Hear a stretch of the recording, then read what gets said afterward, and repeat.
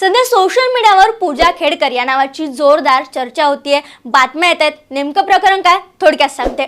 पूजा खेडकर या 2022च्या बॅचच्या IAS प्रशिक्षणार्थी अधिकारी आहेत. 2022 मध्ये बहुविकलांगता या प्रवर्गातून या पदासाठी त्यांची निवड झाली. त्याच्यावरी अर्थात त्यांच्या विकलांगतेवर सध्या प्रश्नचिन्ह उपस्थित केलं जाते. IAS असलेल्या पूजा खेडकर यांना 3 जून 2024 पासून पुण्यातील जिल्हाधिकारी कार्यालयात शिकाऊ अधिकारी म्हणून नियुक्त करण्यात आलं होतं आणि त्यांना तिथं पाठवण्यात आलं होतं.